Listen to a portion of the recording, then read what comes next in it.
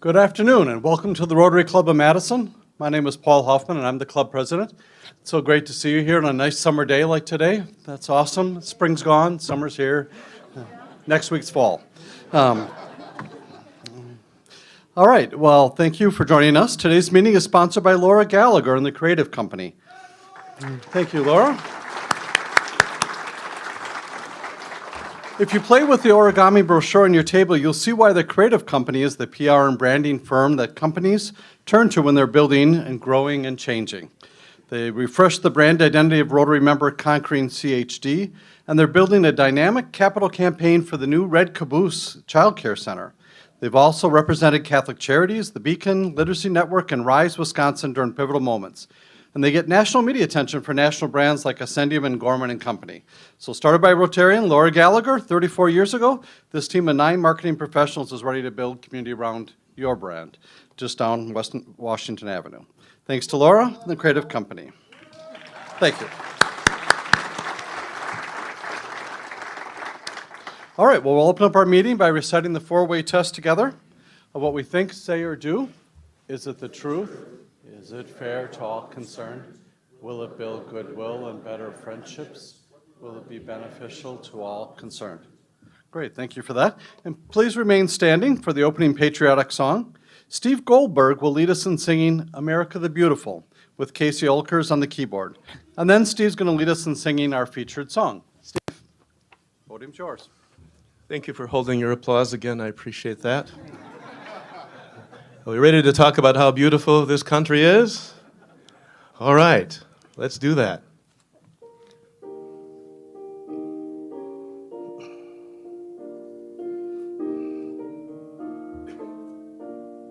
Sing. Oh, beautiful for spacious skies, for amber waves of grain, for purple mountain majesties above the fruited plain.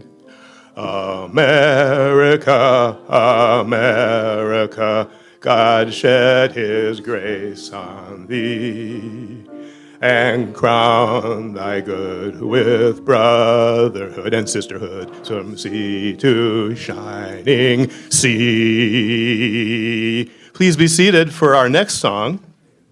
I noticed some of you moved your lips during this song, so you get to do that again. This is a Jewish prayer song, and it's a prayer for peace. And it's very fitting at this time of year as we wrap up the Passover season, the Easter season, and the Ramadan season, and I'm sure some other faith-based seasons, to sing a prayer for peace. This prayer is commonly used in synagogues and Jewish homes to welcome the Sabbath.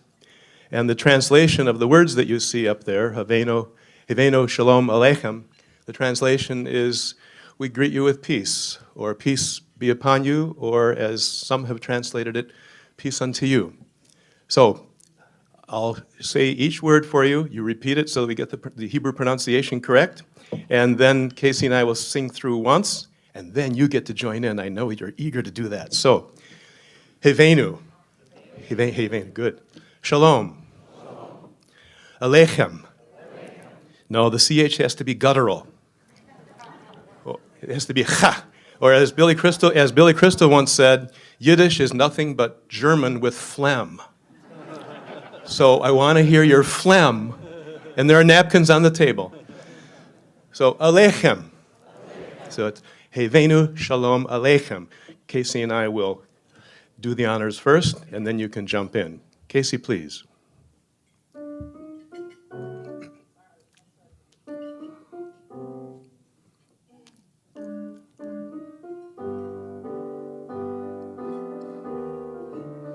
Havenu Shalom Aleichem. Havenu Shalom Aleichem. Havenu Shalom Aleichem. Havenu Shalom, Shalom, Shalom Aleichem. Your turn. Havenu Shalom Aleichem. Havenu Shalom Aleichem. Havenu Shalom Aleichem. Avenu Shalom, Shalom, Shalom Aleichem. Next time faster. Avenu Shalom Aleichem, Avenu Shalom Aleichem, Avenu Shalom Aleichem, Avenu Shalom, Shalom, Shalom Aleichem.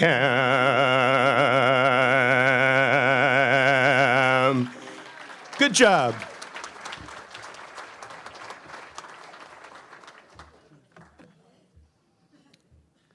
Thank you, Steve. Thank you, Casey. Appreciate that.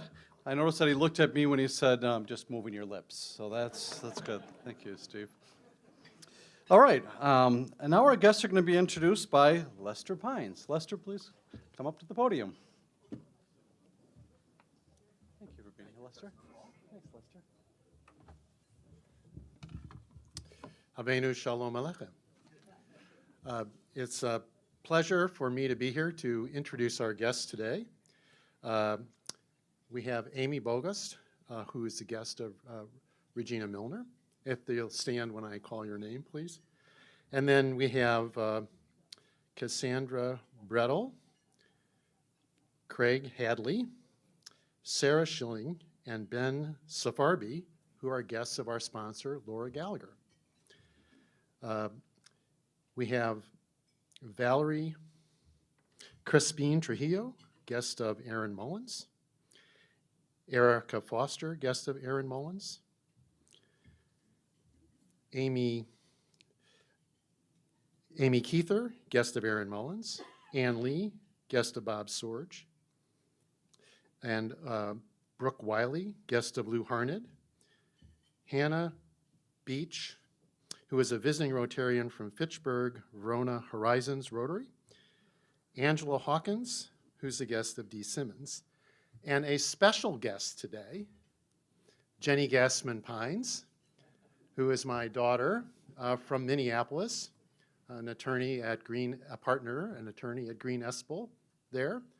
And she is here because tomorrow is the Roberta Gassman Distinguished Lecture given by the Social Work School, this year in honor of Roberta's 50th anniversary of getting her master's degree in social work from the Social Work School. It's 4:30 tomorrow at Union South.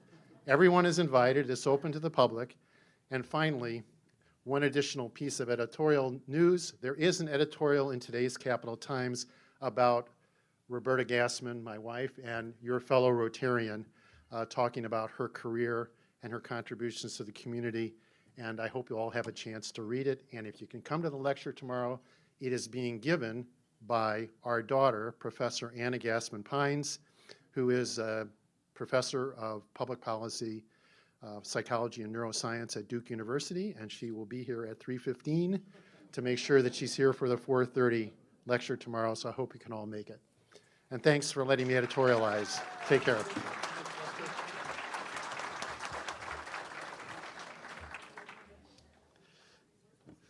Thank you, Lester, and welcome to all of our guests. Because it's such incredible news, I'll make sure we won't levy any fines against you, Lester, for that. That's a good editorial to have. All right, so the number I've selected to highlight today is 2924, and these numbers actually represent an important date.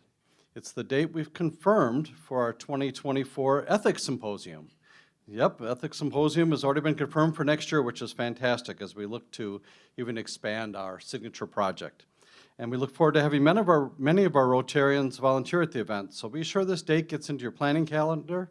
Mike Getzler and Bob Shoemaker are co-chairing the event again this next year, and we look forward to hearing more details later this fall. And now Herman Bauman's going to come up and tell us more about changes to our community grants program. Herman? Thank you, President Paul. So, big news. After 2 years of discussion, several focus groups, and a lot of other research, the Rotary Board at its March meeting voted to accept the recommendations from the Community Grants Ad Hoc Committee to change the way we allocate our funds. And that's a big deal because our club donates more than $230,000 in community grants funds each year. Now that's a subset of our more than $800,000 in charitable contributions if you include the scholarships and many of the other things we do. But now we're just talking about the community grants funds. So as you know, and typically in years past, we've given grants averaging as little as $3,000 to as many as 50 organizations. This diffused approach limited our impact and created a large workload for staff. So the changes that we're making are intended to increase our philanthropic focus, dramatically increase and measure the impact of our philanthropy, and align our volunteer activities with the organizations we support. So we have everything moving in the same direction in support of meaningful organizations. So just as important, much of our philanthropy will be unique to our club's activities. So other donations that you make will not be duplicative of what you give to the community grants support. So initially, the big changes are our community grants funds will be divided into 3 areas as follows. 30% of the money we raise will be used to expand our own ethics symposium, where we reach more than, right now, about 200 or so high school juniors and teach them how to make better decisions and learn lifelong skills. That is a program that's unique to us. 50% of the money we raise will be used to fund 3 or so organizations that are addressing equity in education.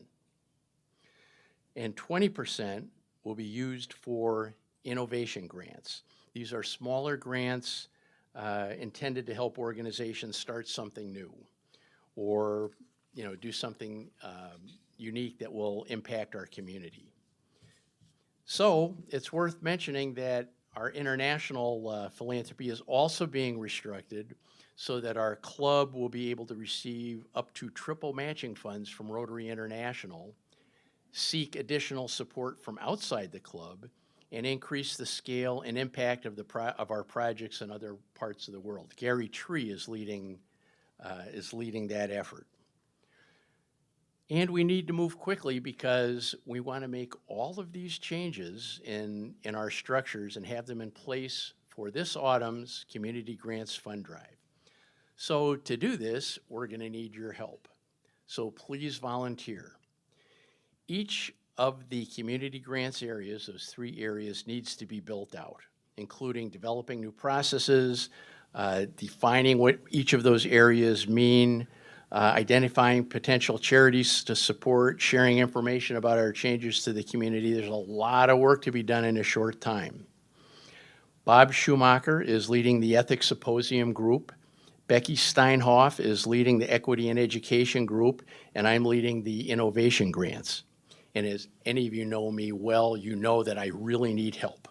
So please volunteer. This is a chance to get involved in very meaningful work that is at the heart of our club and increase the significant impact we already have in our community. The back table will have some sign-up sheets, and we encourage you to put them to good use. There'll also be more information in the newsletter. And I'll hang around after the meeting for a couple of minutes to answer any questions you have. But please volunteer. This is a chance for you to make a big difference in what we do and the way we do it. Thanks.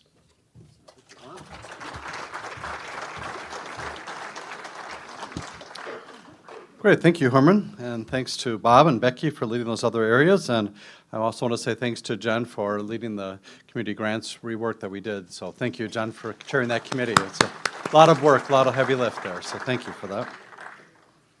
All right, well, we kicked off a series in January to feature one of our members who was in the news and asked them to tell us why they're in Rotary. We've previously heard from Renee Moe and Anthony Gray, and today we're going to hear from Joe Lanus. Joe is the Chief Executive Officer of the Wisconsin Chamber Orchestra, and he was recently quoted in the article in the Cap Times about the orchestra's upcoming season. Joe has been a member of our club since 2015 and serves on our Madison Rotary Foundation Board of Trustees. Joe is now going to come forward and give us a quick response to why I'm a Rotarian. Joe? All right.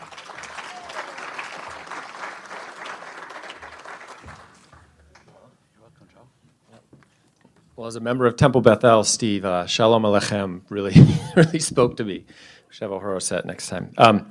So my reason for being a Rotarian actually started 30 years ago with my dad. Believe it or not, he was in social services for his entire career, helping hundreds of people recover from addiction to help lead a better life. And when I became an adult, what really stuck for me was this idea of his outwardly facing service above self, which is one of our mottos here at Rotary.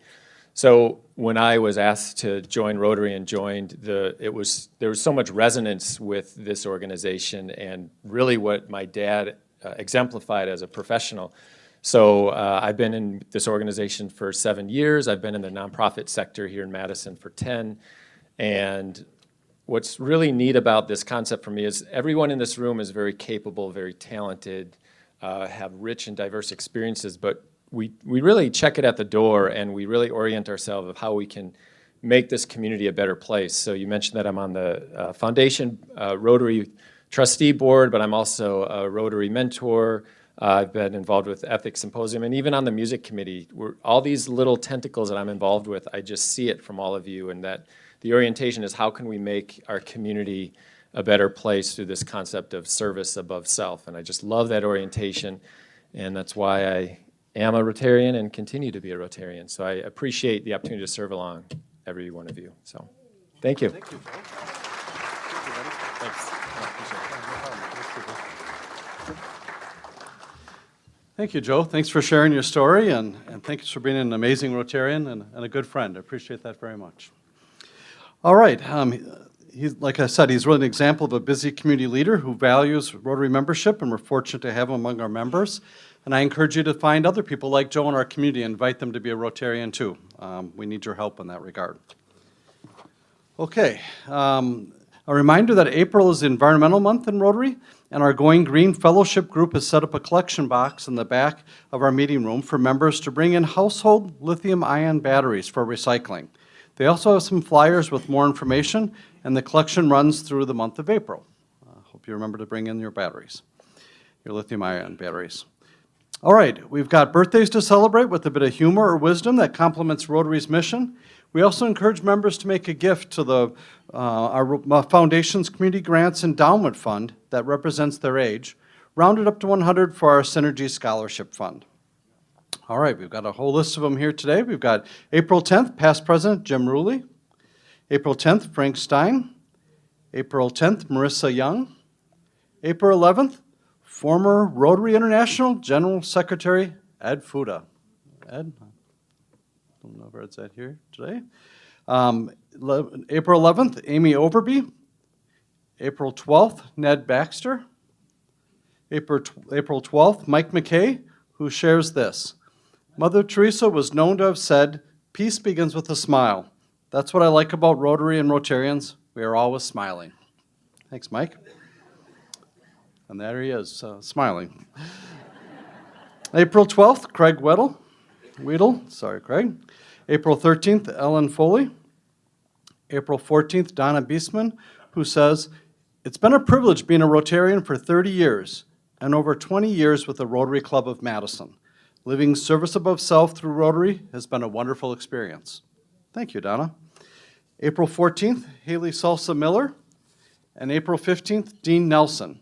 So our thanks to all of our celebrants for their contributions to the Madison Rotary Foundation, and please join me in wishing them a happy birthday.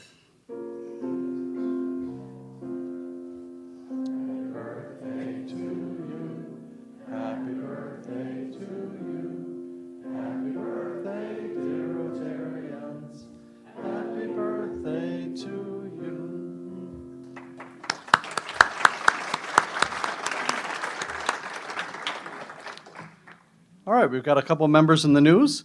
Dawn Krim and Floyd Rose were pictured in an article about Fitchburg's dedicating its Common Council members, excuse me, let's say that again. In an article about Fitchburg dedicating its Common Council chambers to former Mayor Francis Huntley Cooper. That was in the Capital City Hughes.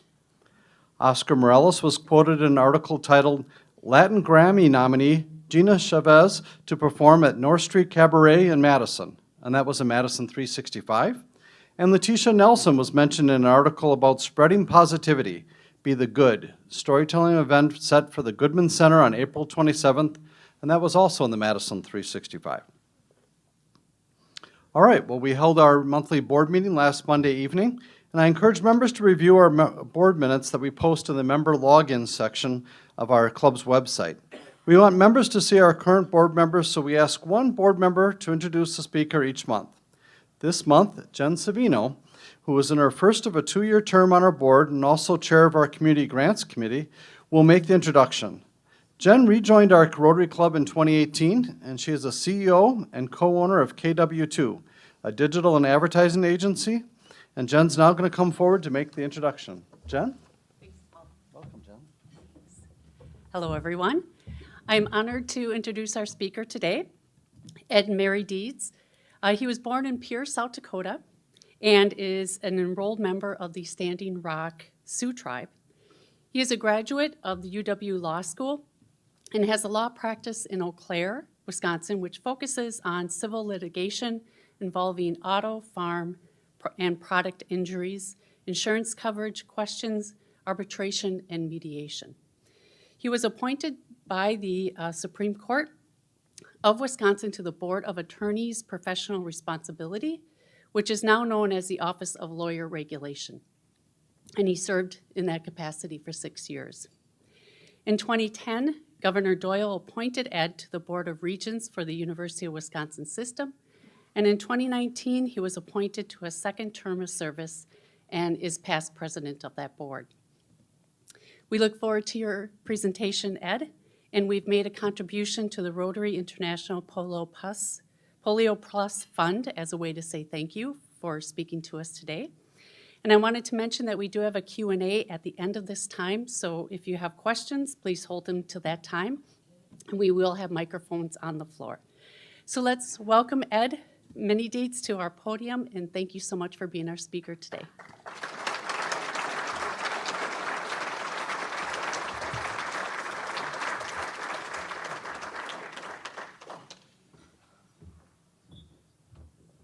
All right, a clock, so I'll know. Well, it's really an honor to be here today, in particular because 45 years ago, this is where my legal career started, right across the street in the Anchor Building. At that time, that's what it was called. And at that time, Attorney Pines, you were one of our heroes, the young lawyers in town, because you were always fighting against the man, right? Now you are the man. No, I'm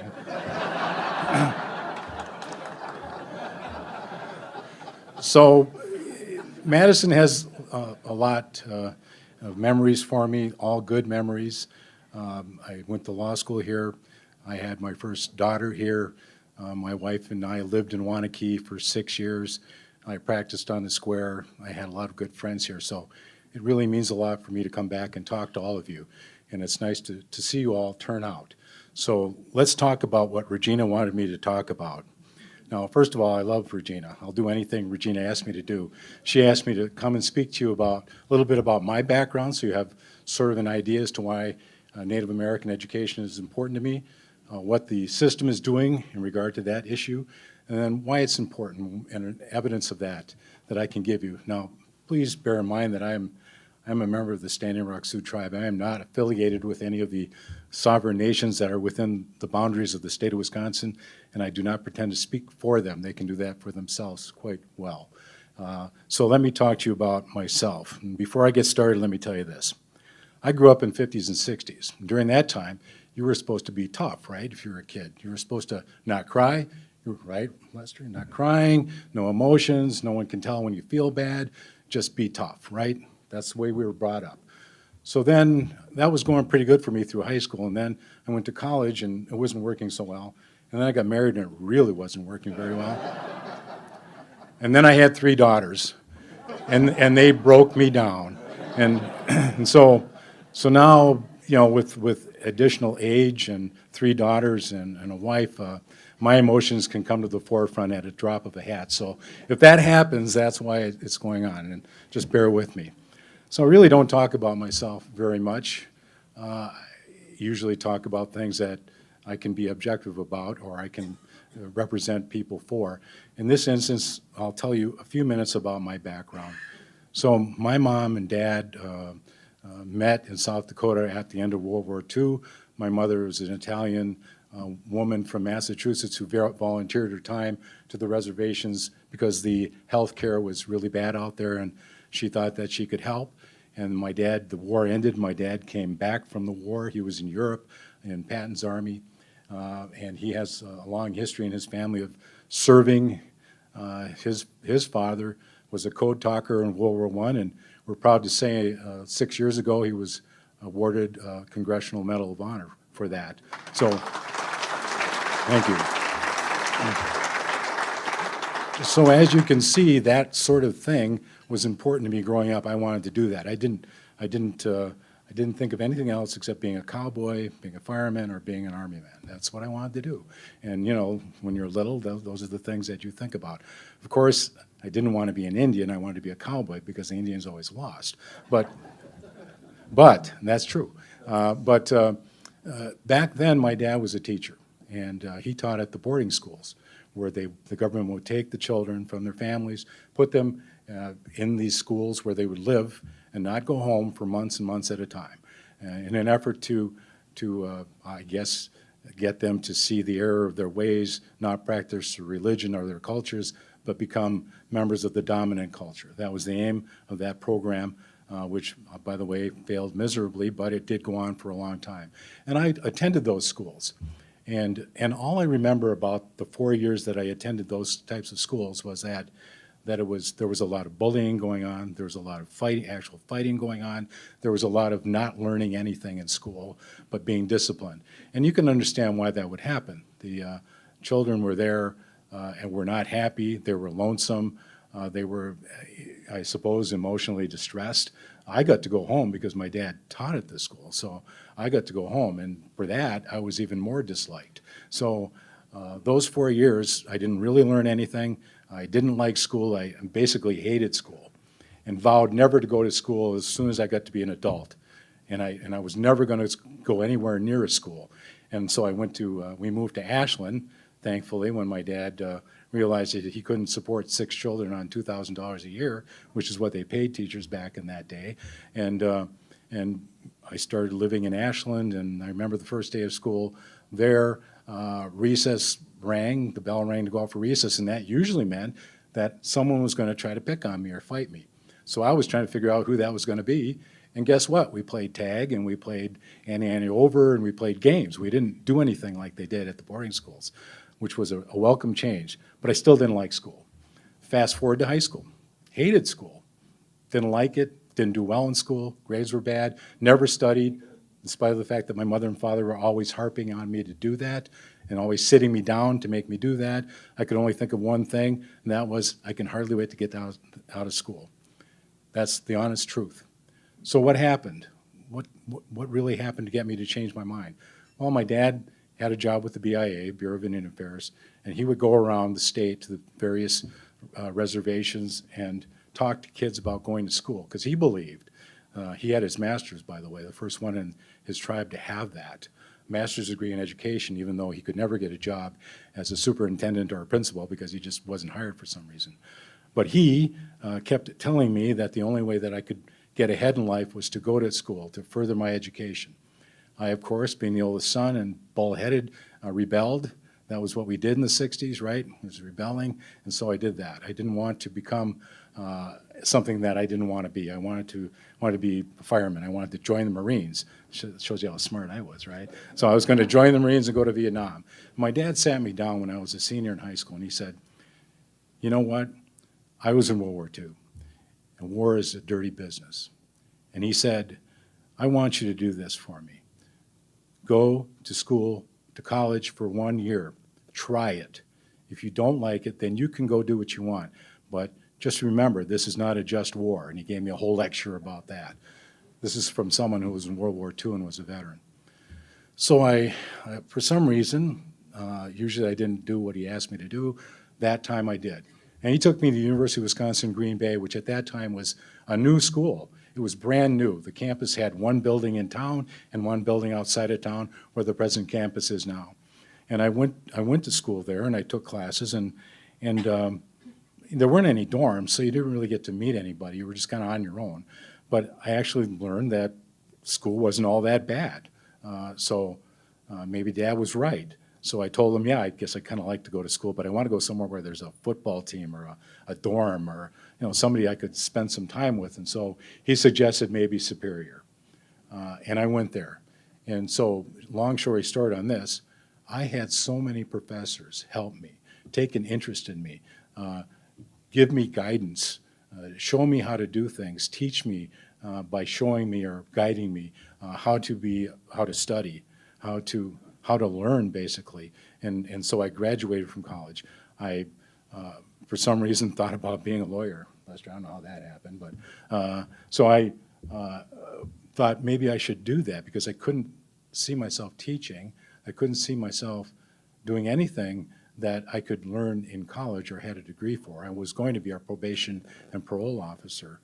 So I spent some time at the courthouse in Superior and watched a famous lawyer up there named Toby Markovich, who was trying cases. And he was so good. And I watched him and I was in awe. And I thought that if I could ever do that, that would be what I'd want to do. And so then I applied for law school and got in. And there again, another long story short, failed a lot, didn't do well a lot, had help from professors all the way along to help me learn how to, once again, how to study, how to ask other people for help, which I was horrible at. I just thought it was weak not to have to ask for help, showing weakness. But I learned how to do that and graduated. And like I said, started working over across the street 45 years ago in what was the Anchor Building. Somehow, my wife wanted to get back home. She's from Chautauqua, so we got a job. I got a job in Eau Claire doing trial work and learning how to do that. And once again, all kinds of lawyers help other lawyers, new lawyers. All you have to do is show that you're interested in trying to do something and do it well, and older lawyers will help you. That's something about being a lawyer that's not really known or understood. So I had all kinds of help. When I was here working for the 3 years that I worked in Dane County, there were lots of judges there that gave me assistance by giving me guardian ad litem jobs, helping me figure out what to do. I came under the guidance of Chief Justice Bruce Biofus, who would actually ask me to come over to his chambers at the state capitol and give me guidance and talk to me about the practice of law and what a profession it was and how great it was to help people. And that was something that I've never forgotten. So let's go to what we're supposed to be talking about now. You see my background. You see why education is so important to me, because without Superior, without UW Green Bay, without law school here in Madison, I wouldn't be living the life that I'm living. I wouldn't have the opportunities that I've had. I wouldn't have had 72 years of a great life. Would not have had that. So I'm all for education. I'm all for Native Americans getting a chance to get a good education, to have a chance to have a good life, to get a chance to go back to the reservation and help the people that need it there so badly. So let's talk about the system and what's going on there. I looked at, when I was going to do this talk, I looked at the dashboard that the system has to see how many students that were enrolled in the university system. That's all of the campuses, including Madison. And so the 2002 UW System Accountability Board said that there were 576 Native students enrolled in the university system. 576. That's 0.4% of the total 160,782 students. I knew it was bad, but I didn't think it was that bad. The numbers have gone down, and we don't know really what the reason for that is. But we have known for quite some time that we've got to do something to change that, to turn it around so that students that are in Wisconsin, that are living on tribal lands on the sovereign nations within our state boundaries, get a chance to get educated. How can we do that? I know that for years the system has tried to do things. They've had classes that they've set up, thinking that they would be attractive to Native American students. They've set aside rooms for Native American students to congregate, thinking that they might be lonesome and would like other people to speak to that knew what they were going through. All of those are good things. All of those are nice. All of those are kind of successful, but not really. 576 students, not successful. I'm not blaming anybody, and I'm not trying to figure out why that was. I'm trying to figure out how we can change it. And so are the people at the system now. That started, by the way, in 2019 when the system hired Dr. Sassanesa Jennings, who is the head of, she's a tribal liaison, and she's the head of student success for the system. She's wonderful. She's brilliant. She's articulate. She's knows how to get things done, and she's really good at creating relationships. So she has been working on, and was working on for a couple of years, a tribal consultation policy. And that was a document, a kind of something that we would aspire to have the system actually talk to the tribes to find out what their thoughts were, how they could help us help their students. Had never been done before. As you know, Native Americans have always been the word of the state, and we're always told how to do things. Here, be a farmer. Here's a plow and some seeds. You know, that kind of thing doesn't work. What you have to do is find out from the people that you're trying to assist, who are intelligent, experienced, and knowledgeable people, what they think about getting success for their students. And so we had, and Amy Bogus was there with us, many Zoom meetings during the 2000 year that we were working on the tribal consultation policy, which is a 50-page document which lays out basically how to recruit, retain, and graduate students. And the tribes are thrilled and happy to be able to speak to the system and to the campuses so that they can finally tell them what will work and what won't work. Imagine that, it took this long, but it's happening. We're having, I think, our very first meeting in April, the end of April, Amy, right? And so at that meeting, tribal representatives, system representatives, campus representatives are to come together and start talking about things that are important to recruit, retain, and graduate Native American students. I think it's a great step forward. We signed that document, that agreement in December of 2020, after inviting many members of the various governmental entities in the state from the tribes, many people that we had the Zoom meetings with, and putting their ideas and thoughts to this 50-page document, which they are so happy that is in place. And now we have to start doing it. We can't just take the document and put it on the shelf where so many other things are placed and forgotten about. And my hope is that this will continue, that we will have action like this and results, and finally we'll have more than 576 students in the system. If it's just 1,000, I'd be happy. And you know why it's important? I'll tell you why it's important. Let me read this for you, because I was so happy when I heard this. Now, Sawyer County, where Hayward is, some of you may go there to vacation, just this spring elected the first Native American judge for Circuit Court in Sawyer County. Her name is Judge Monica Isham. I know her father, and her father was at one of the meetings we had several years ago, and he asked point blank why in the world the Madison Law School didn't accept his daughter to law school. She applied but wasn't accepted. He wanted to know why. And I'm like, holy cow. Will someone please tell this man why? This brilliant young woman wasn't accepted, who lives in Wisconsin and who is a member of the tribe, the Lakota Ray tribe up near Hayward. And no one said anything and no one spoke. Well, she was accepted to Marquette, thank God. And she went to school there and graduated, and she worked, and now she was elected. She's young, but I'm so proud of her because she's worked so hard and has put in the time and was elected, not appointed, elected. I think that's really important. In a county in northern Wisconsin where there have been a lot of turmoil over the years. And so she was asked about her views of the Native Americans in the judicial system. You may or may not know this, but there's a lot of alcoholism and methamphetamine use in that county, particularly by Native Americans, but by everybody, and it's a real problem. So she said, I don't know the numbers exactly, but Native Americans probably make up less than 20% of Sawyer County's overall population, yet make up about 80% of Sawyer County jail population.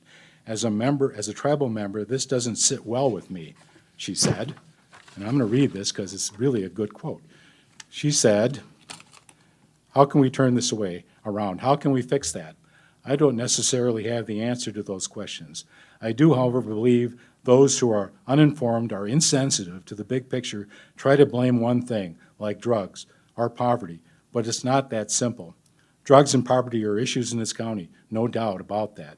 There are issues on the reservations, also no denying that, but they are symptoms of a larger issue, not the cause. The cause is historical trauma and historical bias. Traumatic events such as forced relocation, genocide, abduction of youth to boarding schools, abduction of women, multi-generational discrimination treatment, causes a lasting impact on the Native American community. Our people have generations of suffering. Suffering often leads to mental health issues, substance abuse, and worse. She finally said, on the other side of the historical trauma suffered by the Native American community within our country is a historical bias created by generations of misinformation, exclusion, inequality, tension, etc. in the non-Native American community within our country. It has always been my goal to use education to do my part in healing those generational wounds. You see, now we have people that are educated from the tribes. Now we have people who know how important education is. Now we have role models for their youngsters in their various tribes that they can look to and they can say, if that person did it, I can do it. That's all we need, and that's what we've been hearing. It's nice to have language classes. It's nice to have a room to go to look at things and to speak to people. It's even nicer and more important to have an actual role model, someone that actually went through the system, graduated, and became, in this case, a judge in a circuit court. Only the second Native American judge in Wisconsin. I'm going to brag a little bit. My brother's the other one. John's circuit court judge in Eau Claire County. So now we got two.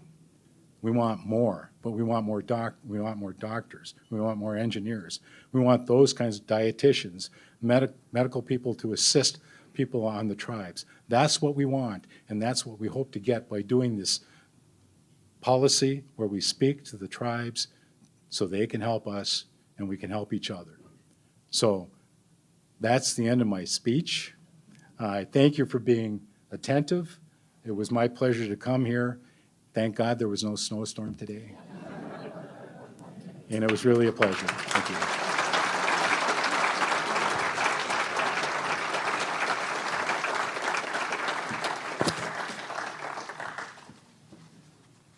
Thank you, Ed.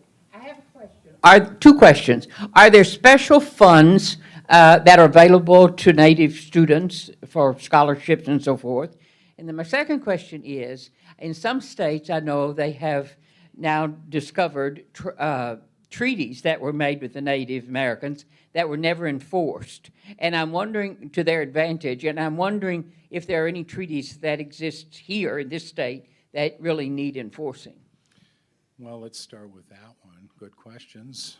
That one is, yes, there are treaties that have been enforced. I think if you were around in the early 80s and late 70s, early 80s, there was a legal dispute over the hunting, fishing, and gathering rights of the tribes in northern Wisconsin, and the great Judge Doyle, federal court judge, heard that case. Arguments were made, and the determination was that, yes, the tribes in that part of the state did have hunting and fishing rights, and that started the treaty wars. I don't know if you remember that, with the spearfishing and all of those fights and the horrible stuff that went on, but there are treaties that are enforced in Wisconsin. Other parts of the state I'm not that knowledgeable about. As far as money being available for scholarships, some of the campuses that I think are trying to do something by way of scholarships for Native students. I think that there are some available through some of the tribes that are more successful. The ones that have casinos may have those kinds of things available. But other money, federal money, many times is just based upon need, and that is something that has to be applied for just like anybody else. But there's not a big pot of money somewhere where any Native American student can get a loan and go to college. I had to take loans out when I went to college and law school and just got done paying them off about 30 years ago. Actually, I've been around a long time.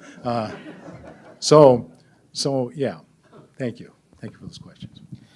I was wondering what the governance structure looks like for public schools where Native Americans go. Is there sometimes tribal governance, or is it all municipal governance? And also, what are the guidance people doing in high school? Okay, those are good questions. As far as the public schools, for instance, let's say where I grew up in Ashland County, I went there after we moved from South Dakota.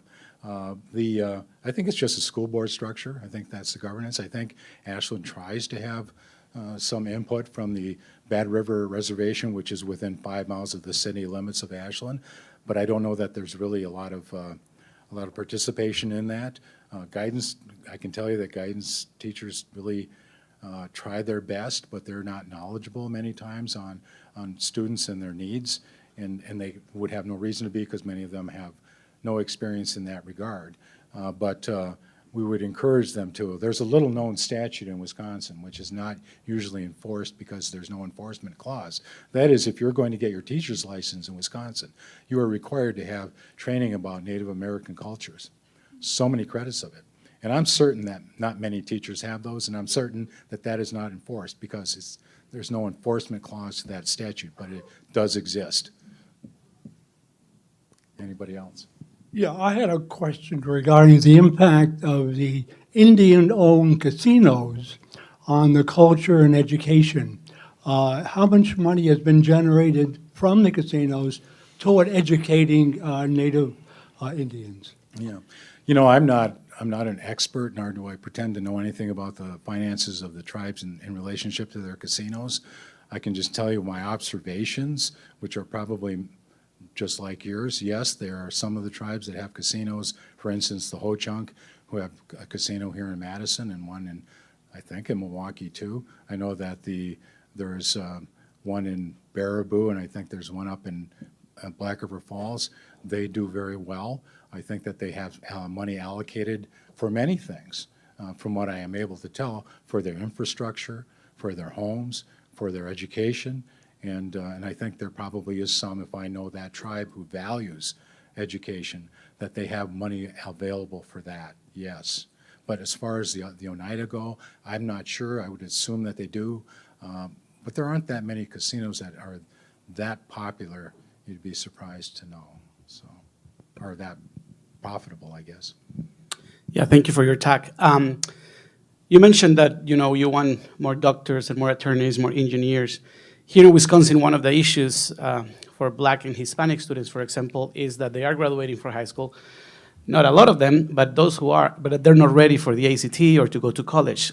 How is that looking for the Native American students in elementary school, high school? You know, I think it's probably the same sort of experience. I mean, everybody's going to have a brilliant student in their group here and there, but most of them are going to be like me, just an average student who needs help, who for some reason or another didn't have a good foundation for their education and struggled. And sometimes you give up. I was ready to give up numerous times, but for some strange reason, unbeknownst to me, somebody came along at the right time and gave me assistance. So in answer to your question, that's one of the problems, is the lack of a good educational foundation and the at least attempt to be successful or to get into a campus and be successful. So we got to keep working on those for not only natives, but Hispanics and everybody else, farm kids. I mean, on the Board of Regents, I'm not just worried about native students. I'm worried about farmers, people from up north whose parents work in logging industry, because I worked in that industry, people who work on farms. I worked on a farm when I was growing up, people that have disabilities, people that come from low-income families. Those are all people that deserve to have our help also, and we should strive to do that. That's the system's job. Hi, thank you so much. I just wanted to express my gratitude for your representation and being here. My name's Christy. I'm a member of the Sioux tribe of Chippewa, and I'm a first-generation college student, having attended UW-Madison. And I think some of the things, your words resonated very loudly for me and very similar to my history. My parents both dropped out of high school at age 16. It was not an easy path to get to UW for me. A lot of people thought my tribe would pay for all my college, and just like you, I had to apply for loans and compete with everyone else as well. I wanted to mention one thing, though, is one big factor for me was in high school, and this was in the 80s, I remember all my teachers asking my classmates where they were going to go to college, but no one ever asked me because I grew up in poverty. I was the native kid.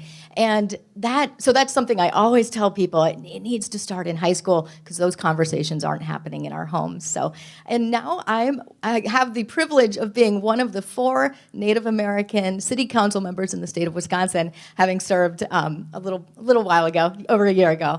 So really appreciate you, and thank you so much for your representation. Well, Christy, I appreciate you, and thank you for what you've done.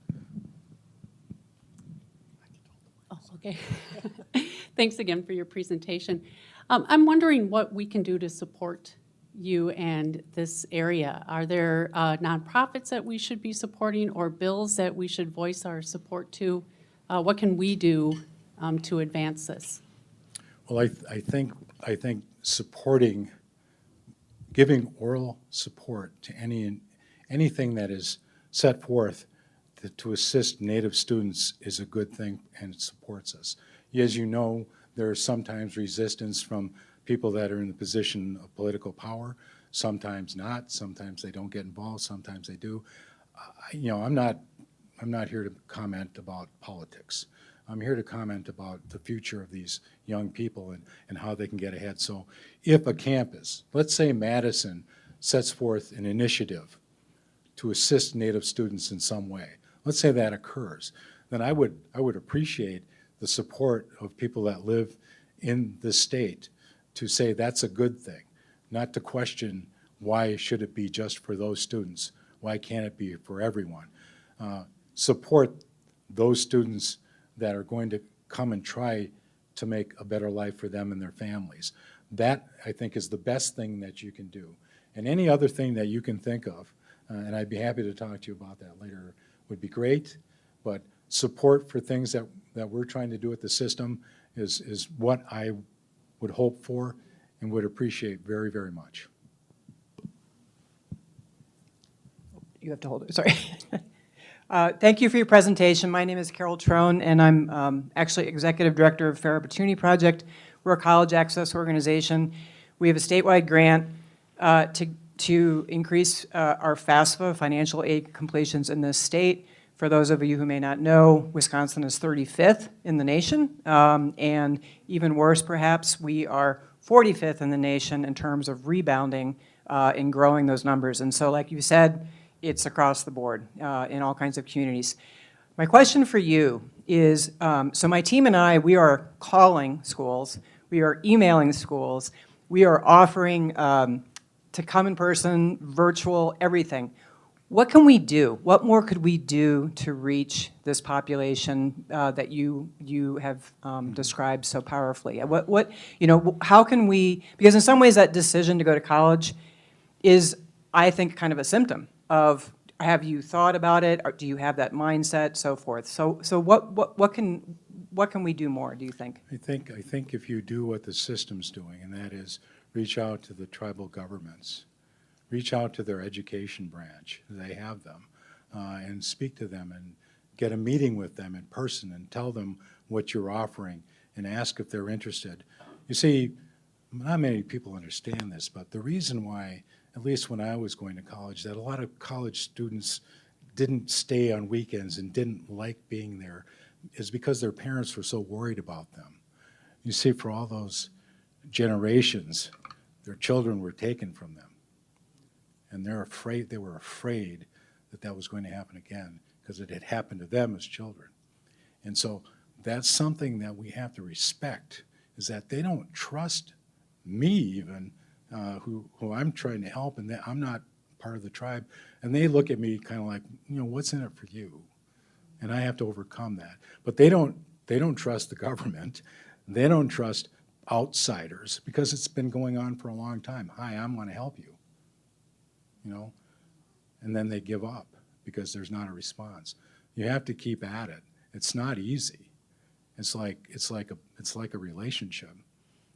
You have to really work at it and contact them and tell them what you want to do and follow up and back off if it looks like they're not receptive.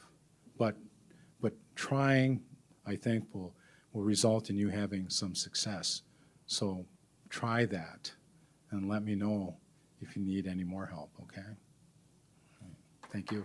All right, thank you.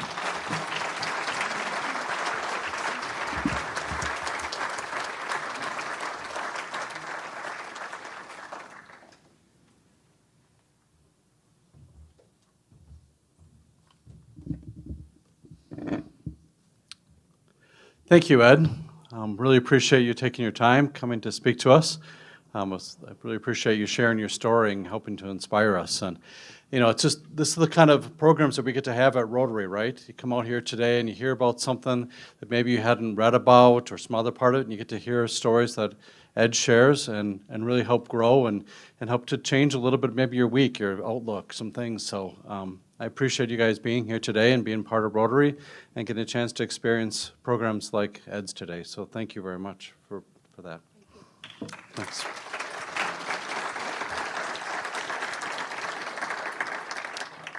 I also want to say thanks to Jason Ilstrup for filling in for me last week that I couldn't be here. So I appreciate Jason coming out of his paternity leave and jumping in.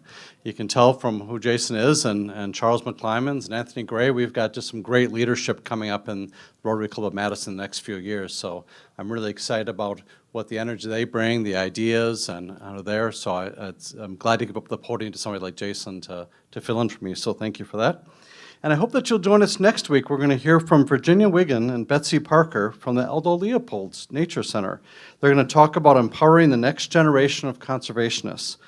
Topic selected to celebrate Earth Day. That's coming up here in April. So please plan on coming out next week. And with that, we are adjourned. Thank you.